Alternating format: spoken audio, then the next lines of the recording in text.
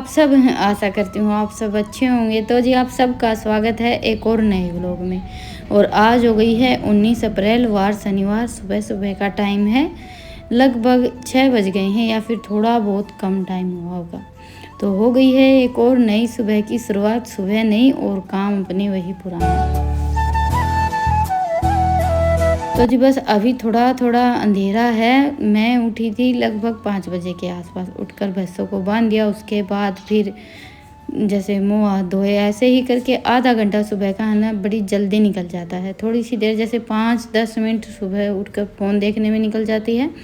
तो अभी 5:30 बज गए थे। मैंने उठकर जल्दी जल्दी अपना काम शुरू किया, भैंस को बांध दिया था। उसके बाद फिर मैं अंदर आ गई थी, पानी गर्म किया मैंने और माँ ने पानी पिया। माँ भी उठ गई थी आज मेरे साथ ही। बाकी बच्चे और ये तो अभी तक उठे नहीं हैं।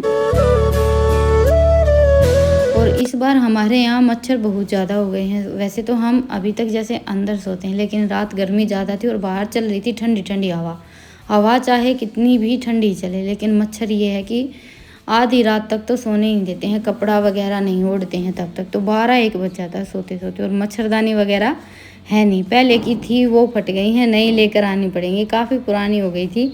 और मच्छरदानी का ऐसा है कि भाई 1-2 जगह से फट जाती हैं तो फिर तो काम देती नहीं। फिर तो जैसे खुले में सोते हैं ना, उससे ज़्यादा उस मच्छरदानी में मच्छर परेशान करते हैं। और हमारे यहाँ इतने ज़्यादा मच्छर होते भी नहीं हैं, बस 1-2 साल से ही ये दिक्कत होने लगी है। बाकी तो यहाँ पर जैसे ना के बराबर होते हैं। जहाँ करड़ी मिट्टी होती है और पानी रुकता है वहाँ पर मच्छर बहुत ज़्यादा होते हैं, जैसे कि मेरे मायके की साइड, इसलिए मुझे ज़्यादा पता है। बल्कि यहाँ पर तो पता भी नहीं चलता है गर्मियों के मौसम में कि मच्छर हैं भी। पर अभी 1-2 साल से थोड़ी सी ज़्यादा ही दिक्कत होने लगी है, क्योंकि जैसे जैसे हमारे साधन बढ़ते जा रहे हैं वैसे वैसे देखिए पानी वगैरह हर जगह होता जा रहा है। पहले का ये था कि भाई यहाँ पर पानी के साधन बहुत कम थे, जहाँ करड़ी मिट्टी रहती उसके मुकाबले। तो जी बस आप सबसे बातें करते करते मैंने अपना झाड़ू का काम लगभग निपटा दिया है। और सुबह उठते ही सबसे पहला काम तो यही रहता है। इन्होंने उठकर दूध निकाल दिया, उसके बाद फिर भैंसों को सानी डाल दी थी। आज सानी पहले डाल दी थी और मैं लग गई थी गोबर उठाने में।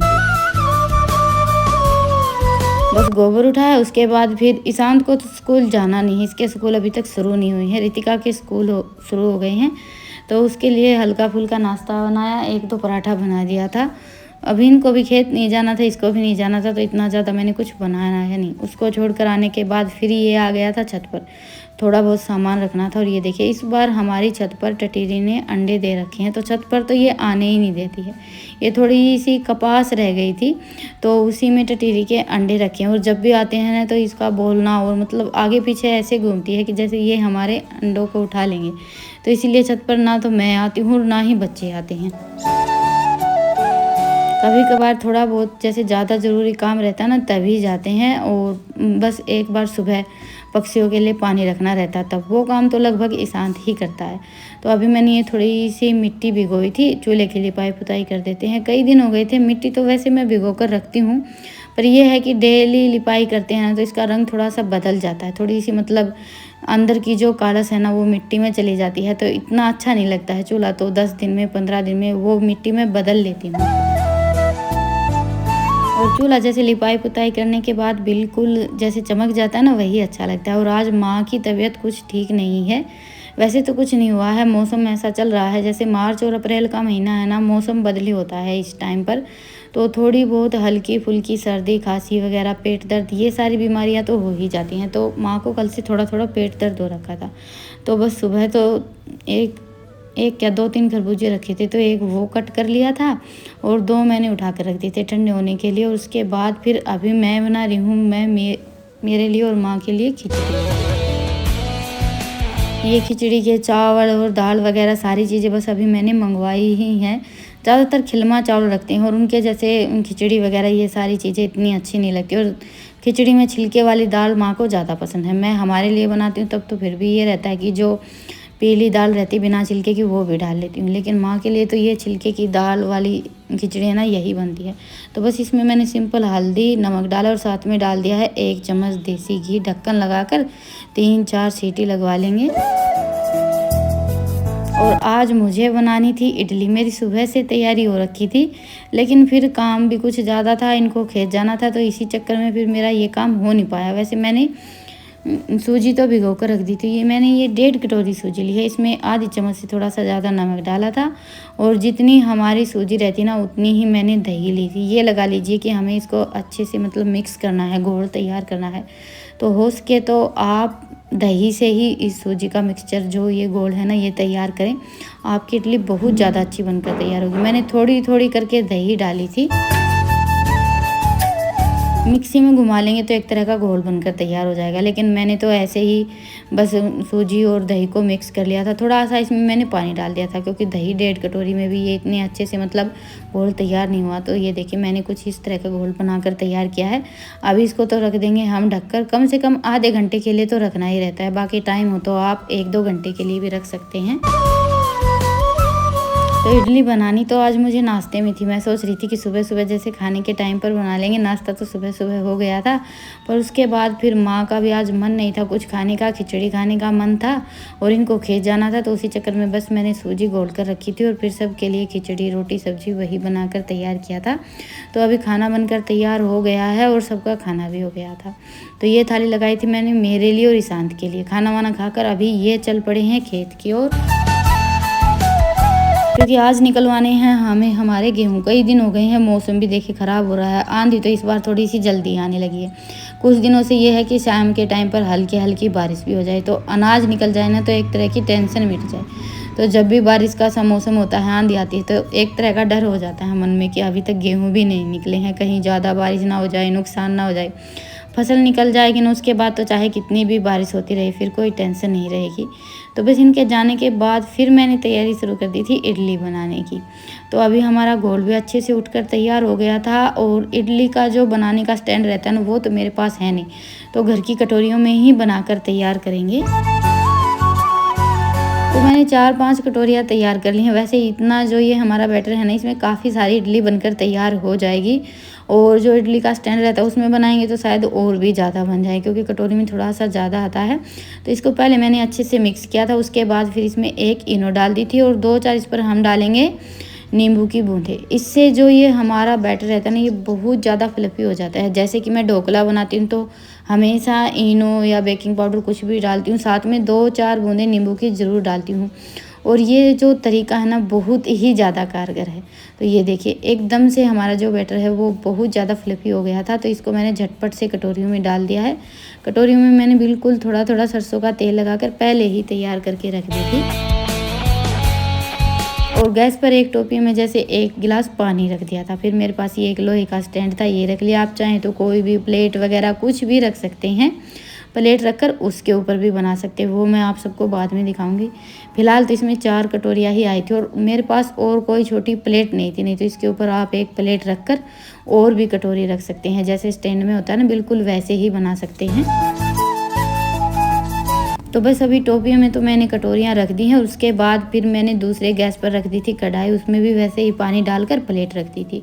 और ये फिर से मैंने 4-5 कटोरियाँ तैयार कर ली हैं बिल्कुल थोड़ा थोड़ा तेल लगाकर, क्योंकि थोड़ी सी देर ज़्यादा अगर ये हमारा बैटर रखा रहेगा ना तो फिर इनो का जो असर है ना वो ख़त्म हो जाता है। तो इसीलिए हो सके तो जैसे एक टोपी में प्लेट वगैरह लगा कर बनाएं या फिर 2 जगह बना सकते हैं, जैसे मैंने टोपी में भी बनाई थी और कढ़ाई में भी।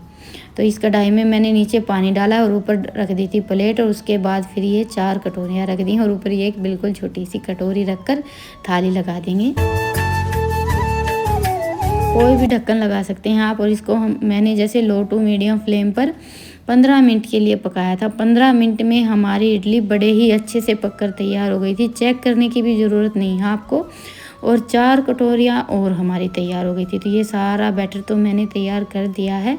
अभी बस साथ के साथ मेरा बर्तन धुलने का भी काम चल रहा था, तो वहाँ पर जैसे मैंने स्लैब को साफ़ किया, बर्तन वगैरह धुले, इतनी देर में ही हमारी इडली पककर तैयार हो गई थी। एक बार मैंने पहले इनको चेक किया था तो बिल्कुल थोड़ी सी मुझे ऐसे कसर लग रही थी कि इतने अच्छे से नहीं पकी हैं। पहले मैंने जैसे 10 मिनट में चेक कर लिया था, उसके बाद फिर इनको 5 मिनट और पकाया। तो जी ये देखिए इडली तो हमारी अच्छे से पककर तैयार हो गई हैं। आप किसी भी जैसे कांटे वाली चम्मच से, चक्कू से चेक कर सकते हैं। मैंने तो कांटे वाली चम्मच से चेक किया था, बिल्कुल साफ़ आई थी। तो मैंने कटोरियाँ निकाल दी हैं बाहर और इसमें थोड़ा सा पानी और डालकर गैस को चला दिया है। बस पानी को गर्म किया और उसके बाद फिर जो मैंने बाकी की कटोरियाँ तैयार करके रख रखी थी ना, वो भी इसमें रख कर फिर से 15 मिनट के लिए पका लेंगे। और आज मैंने इडली पहली बार बनाई थी, और जैसे हमारे यहाँ पर ये सारी चीज़ें बनती तो है नहीं, जो हमारा देसी खाना रहता है ना, वो तो हम हमेशा बनाते रहते हैं। तो इसलिए सोचा कि चलो स्टैंड नहीं है तो क्या हुआ, ऐसे ही बना कर देखते हैं। और ऐसे भी बहुत ज़्यादा अच्छी बनी थी, क्योंकि कहीं कहीं तो डेली जैसे कोई भी चीज़ लगा लीजिए, जो जहाँ की डिश होती है डेली बनती है, तो वहाँ पर तो वो सारी चीज़ें रहती हैं। और कभी कभी हम ऐसे शौकिया या फिर खाने के लिए बनाते हैं, तो उसमें ये रहता है कि भाई वो सारी चीज़ें नहीं मिल पाती।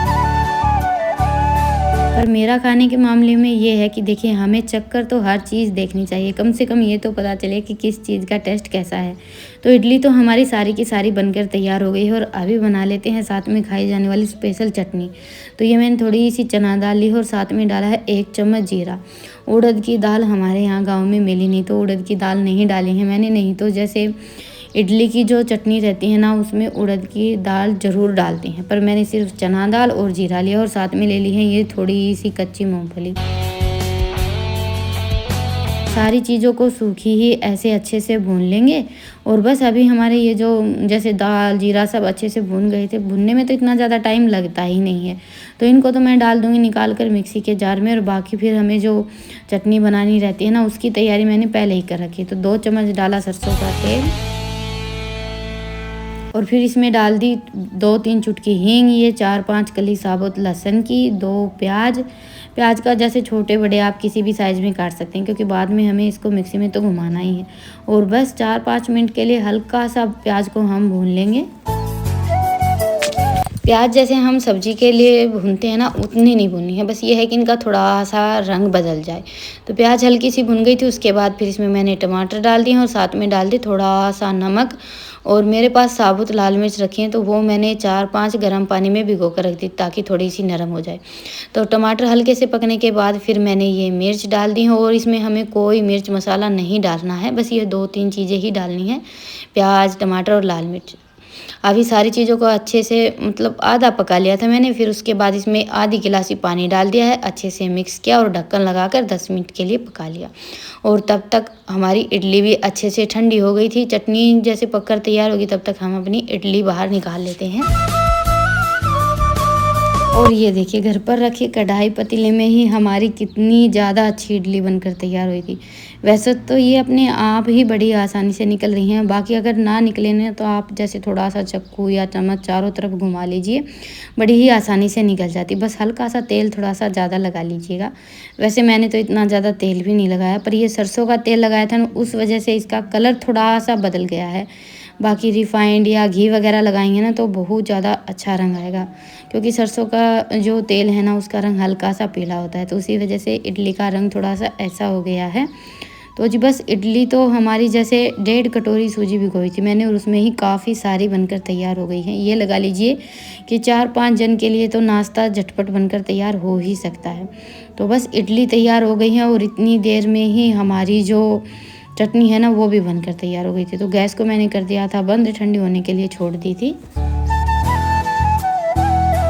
तो अभी बस जो हमने पहले जैसे दाल और मूँगफली वगैरह भूनकर तैयार की थी, उसी में मैंने ये जो हमारी प्याज टमाटर मिर्च की चटनी है ना, ये डाल दी थी। पानी मैंने ठीक ठाक ही रखा है, क्योंकि पीसते टाइम वैसे ही बहुत ज़्यादा थिक हो जाती है चटनी हमारी, देखने में पानी ऐसा लगता है कि थोड़ा सा ज़्यादा है। और साथ में इसमें मैंने 2 चम्मच नारियल का बुरादा डाला है। आप चाहें तो छोटा सा जैसे जो नारियल रहता है उसका टुकड़ा भी डाल सकते हैं, लेकिन मेरे पास बुरादा रखा था तो मैंने वही डाला है। इससे चटनी में बहुत ज़्यादा अच्छा टेस्ट आता है। वैसे तो इडली के साथ खाने के लिए स्पेशल नारियल की चटनी भी बनाई जाती है, लेकिन चटनी आप चाहें तो प्याज टमाटर की या नारियल की कोई सी भी बना सकते हैं। तो बस चटनी तो मैंने पीस कर तैयार कर ली, और अभी तैयार करते हैं तड़का। तो मैंने 2 चम्मच सरसों का तेल लिया है, और इसमें फिर सिंपल सा जैसे हींग डाली थी मैंने, साथ में थोड़ी सी राई और करी पत्ता। करी पत्ता का ऐसा है कि हम जैसे ही तेल में डालते हैं ना, चटकता बहुत ज़्यादा है, दूर तक छींटे जाते हैं। तो बस चटनी में तड़का लगाकर मैंने ढककर थोड़ी सी देर के लिए छोड़ दी थी। और अभी हो गया है शाम का टाइम।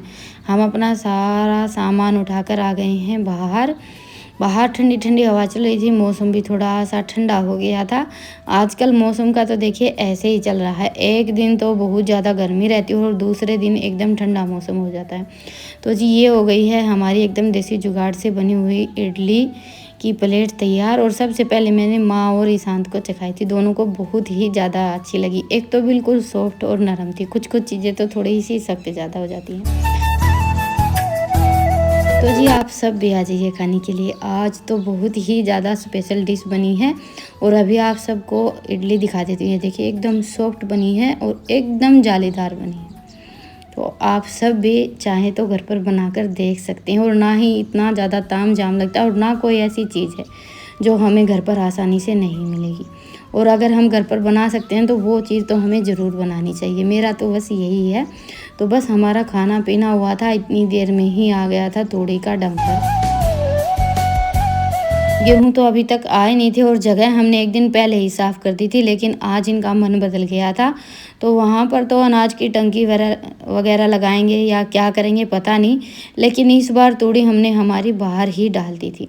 अंदर के लिए इन्होंने मना कर दिया था कि नहीं, अंदर तूड़ी नहीं भरते हैं, बाहर काफ़ी सारी जगह है तो तूड़ी यहीं पर डाल लेते हैं। लेकिन यहाँ पर पहले हमने साफ़ सफाई नहीं की थी, जैसे थोड़ी बहुत साफ़ सफाई तो कर दी थी। और ये देखिए सरसों के ढासरे, ये काम भी गांव में बड़े ज़ोरों शोरों से चल रहा है, क्योंकि गर्मियों के लिए भी ईंधन इकट्ठा करना रहता है ना। सर्दियों में तो जैसे बनछटी कपास की लकड़ियाँ रहती हैं और गर्मियों में सिरसों कटने के बाद फिर ढासरे हो जाते हैं